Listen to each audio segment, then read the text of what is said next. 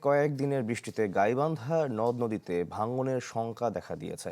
আমরা আরও বিস্তারিত খবর জানবো। আমাদের সঙ্গে সেখান থেকে যুক্ত হয়েছেন আমাদের সহকর্মী আসাদুজ্জামান মামুন। মামুন, জানাবেন নদ নদীর পাড়ের যে মানুষরা রয়েছেন তাদের ভোগান্তি চিত্র কেমন দেখছেন? বেশি বেশি গোল্ড কিনে হাফ গ্রাম গোল্ড বার জিতে নিন প্রতিদিন।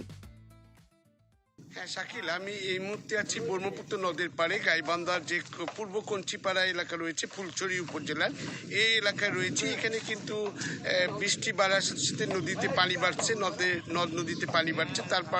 তার কারণে কিন্তু এখানে ভাঙন দেখা দিয়েছে, বিভিন্ন জায়গায় কিন্তু ভাঙছে। আমি যদি আপনাকে জানাই যে গাইবান্ধা যে বালাসিঘাট রয়েছে এই বালাসিঘাট পয়েন্টেও কিন্তু আপনার হচ্ছে ভাঙন দেখা দিয়েছে। সেখানে আপনার হচ্ছে প্রায় টাকার যে নৌ টার্মিনাল করা হয়েছে বালাসী ফেরিঘাট টার্মিনাল, আশেপাশের স্থায়ী এবং অস্থায়ী স্থাপনা কিন্তু আপনার ভাঙন কবলিত রয়েছে। এখানে আপনার গত 2 মাস আগে এখানে টার্মিনাল এলাকায় 100 মিটার অংশ নদীগর্ভে, এর আশেপাশের দোকানপাট ঘর অন্যান্য স্থাপনা ঝুঁকির মধ্যে রয়েছে। এ নিয়ে উদ্যোগের মধ্যে এই ঘাট এলাকার মানুষজন এবং স্থানীয় বাসিন্দা।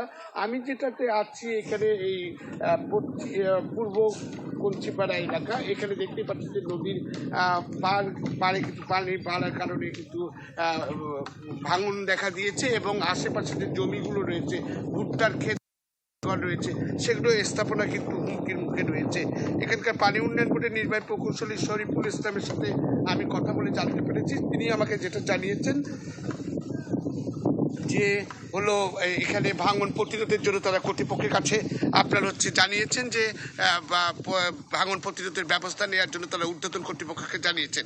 আপনার মাধ্যমে জানাতে চাই যে গাইবান্ধা যে এই ব্রহ্মপুত্র নদের কঞ্চিপাড়া, ভাষারপাড়া, উড়িয়া সহ বিভিন্ন এলাকায় নদী ভাঙনের কিন্তু আশঙ্কায় রয়েছে। এই ছিল এখনকার মতো গাইবান্ধার নদী ভাঙনের সর্বশেষ খবর। মামুন, ধন্যবাদ আপনাকে। দর্শক, আমরা গাইবান্ধার নদী ভাঙনের খবর জানছিলাম।